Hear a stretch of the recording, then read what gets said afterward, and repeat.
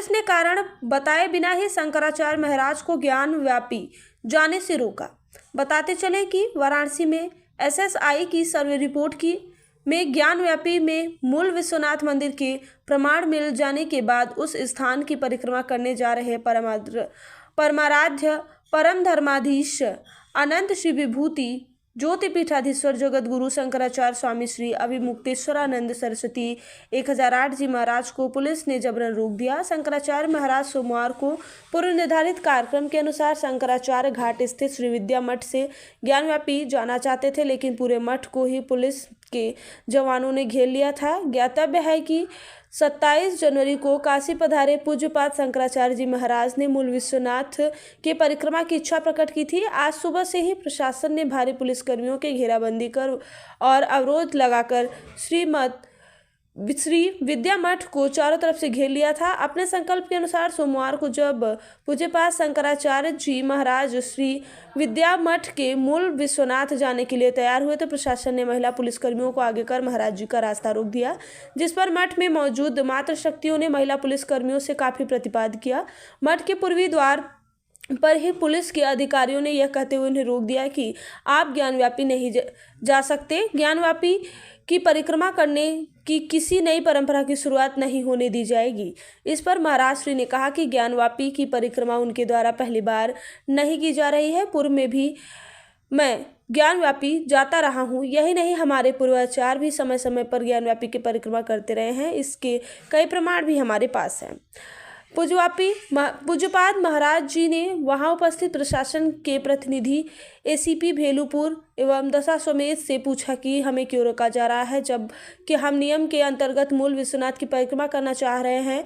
इसका जवाब देते हुए एसीपी भेलूपुर ने कहा कि महाराज जी ऊपर से आदेश है, आपको परिक्रमा करने की अनुमति नहीं है। शंकराचार्य महाराज के पूछने पर भी कोई अनुमति क्यों नहीं है तो एसीपी भेलूपुर ने कहा कि बस आपको अनुमति नहीं है, इसलिए हम आपको विनम्रतापूर्वक नहीं जाने देंगे।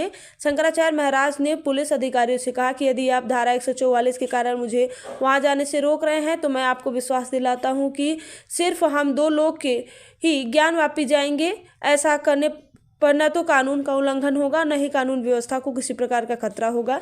मैं स्वयं पुलिस और प्रशासन का सहयोग करना चाहता हूं। बावजूद इसके पुलिस अधिकारी यह कहते रहे कि जहां आप परिक्रमा करना चाहते हैं वह प्रतिबंधित क्षेत्र है, आपको वहां जाने की अनुमति नहीं है। इसके उपरांत शंकराचार्य महाराज की ओर से ज्ञानव्यापी की परिक्रमा करने की अनुमति के लिए तत्काल एक पत्र अधिकारियों को दिया गया।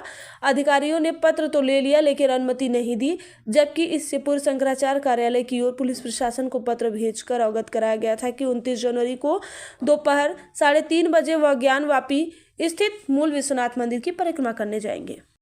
हमने न्यायालय में अर्जी लगाई, भगवान की पूजा अर्चना प्रतिदिन होनी चाहिए, इसके लिए अभी 1.5 वर्ष का समय बीत गया। भगवान की पूजा अर्चना नित्य भोग के संबंध में जो अर्जी है, माने किसी के भोजन की, उसको भूखा रखा जा रहा है, तो 1.5 साल का समय बीत गया, उस अर्जी पर विचार ही नहीं किया जा रहा है और तारीख पर तारीख दी जा रही है। क्या ऐसे मैटर पर इतने दिनों की तारीख दी जा सकती है? अरे नहीं, और अगर न्यायालय इस तरह से जो जरूरी मामला है कि तत्काल इस पर निर्णय किया जाए कि भगवान का भोग लगे न लगे, उनका अभिषेक उनका हमारा अधिकार है कि उनको हम अर्पित करें, उसके लिए कोई व्यवस्था बना दीजिए, वो बनाई नहीं जा रही। तो हमने सोचा कि जब तक ये नहीं बनता है काशी चल करके, और अब तो एएसआई की रिपोर्ट आ चुकी है, बहुत सारे दूसरे प्रमाण भी ताजे कर दिए गए हैं। यद्यपि पहले से ही वहाँ तो पुकार करके कहने वाले प्रमाण उपलब्ध हैं, लेकिन एएसआई की रिपोर्ट से और भी उसको मजबूती मिली है। तो हमने सोचा कि जब तक हमारे भगवान को पूजा करने का अवसर नहीं मिल रहा है, उनको भोग राग हम नहीं लगा पा रहे हैं, तब तक उनके यहाँ पर विराजमान है, चारों तरफ घूम करके परिक्रमा करके हम दूर से ही उनको देख करके प्रणाम कर लें। तो उसके लिए हमने काशी आकर के यहाँ के प्रशासन को सूचित किया। आज सोमवार के दिन 3 बजे यहाँ से निकल करके 3:30 बजे परिक्रमा करने का हमने कार्यक्रम सूचित किया। 3 बज गया है, अब हम यहाँ से निकलना चाह रहे हैं, जैसा हो। सर, गुरुजी, पुलिस सुरक्षा पूरी तरह से लगाई गई है, आपको निकलने न देने की भी बात सामने आ रही है, आपको मनाने क्या कहेंगे? कल अधिकारी उन्होंने कहा कि आप अभी ये मत करिए। हमने कहा कि कारण बता दीजिए।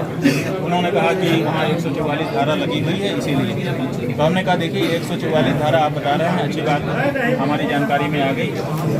वहाँ पर हजारों लोग वैसे भी हर समय दर्शनार्थी घूमते रहते हैं और मुस्लिम नमाज पढ़ने के लिए भी बहुत सारी संख्या में वहाँ पर आते रहते हैं।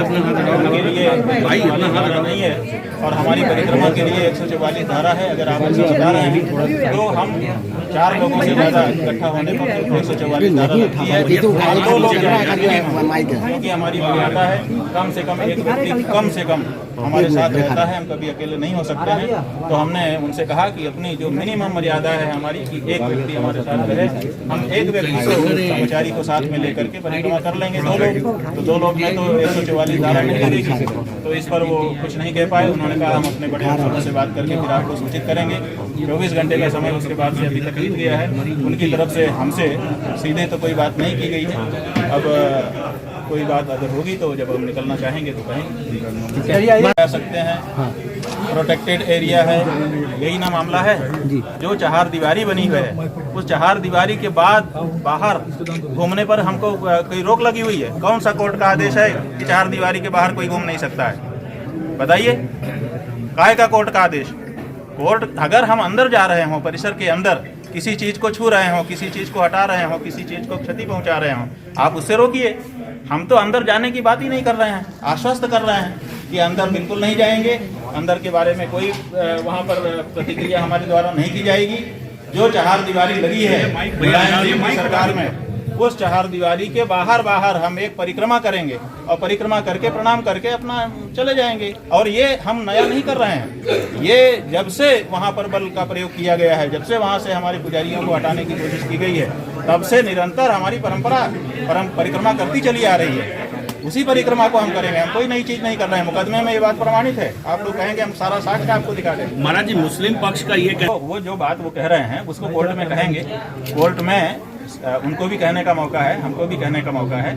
अखबार में कहने से न तो वो मूर्ति उनकी जैसी हो जाएगी, न तो हमारे जैसी हो जाएगी। एएसआई की रिपोर्ट आई है, विशेषज्ञों ने जांच की है, जांच करके फोटो किए हैं, उसका विवरण अंकित किया है और वो रिपोर्ट जो 1000 पन्ने के लगभग की है वो वहाँ पर प्रस्तुत की गई है। तो न्यायालय में उसका निर्णय होगा। उसमें अगर किराएदारों की मूर्ति होगी वो भी तय हो जाएगा, अगर वो हमारी परंपरा की मूर्ति होगी वो भी तय हो जाएगा। उसमें क्या दिक्कत है? हम तो जो अभी प्रसंग है वो प्रसंग ये है कि हमारा वो जो भगवान का मंदिर, ज्ञानवापी मंदिर, उस मंदिर की परिक्रमा चहार दीवारी के बाहर से हम परंपरा से करते चले आए हैं। उसी परंपरा को करने के लिए हम जा रहे हैं। और आपको हम बताना चाहेंगे कि ये पहली बार हम नहीं, शंकराचार्य के रूप में तो पहली बार होगा, लेकिन इसके पहले जाने कितनी बार हम वहाँ जा चुके हैं और परिक्रमा कर चुके हैं। हम जब वहाँ जाते थे हम परिक्रमा करते रहे हैं। आज से नहीं, 40 वर्ष पहले से ही हम वहाँ पर परिक्रमा करते रहे हैं। जब वहाँ पर कोई सुरक्षा नहीं थी, जब बैरिकेटिंग नहीं लगी थी, जब पीछे के मैदान में लोग बच्चे क्रिकेट खेला करते थे, वहाँ पर बैठ करके हम लोग पाठ भी किया करते थे। तो हम तो जाने कितनी बार परिक्रमा कर चुके हैं। हमारे यहाँ आने वाले जाने कितने लोग वहाँ पर परिक्रमा करते रहे हैं। और मुकदमों में, साक्ष्य में ये बात वहाँ पर उल्लिखित है कि वहाँ पर निरंतर सनातन धर्मी परिक्रमा करते रहे हैं, उस स्थान को अपना पूजनीय मानते रहे हैं।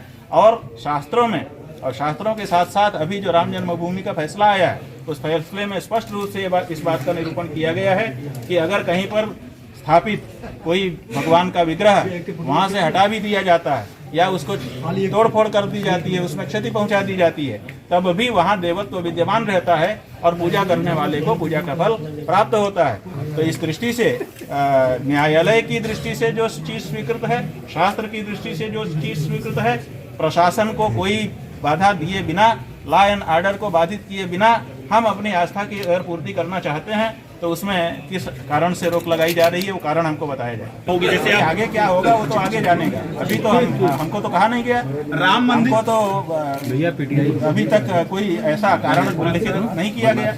हमको अगर कोई कारण लिखित रूप से बता दिया जाता कि ये कारण है तो हम उस कारण पर विचार करते, लेकिन कोई कारण बताया नहीं गया है। तो हम तो अपने निर्धारित कार्यक्रम के अनुसार जाएंगे और हम सनातन धर्मियों का ये अधिकार है, हमको उससे वंचित न किया जाए, यही अनुरोध है आप सबके माध्यम से, प्रशासन से भी और न्यायालयों से भी।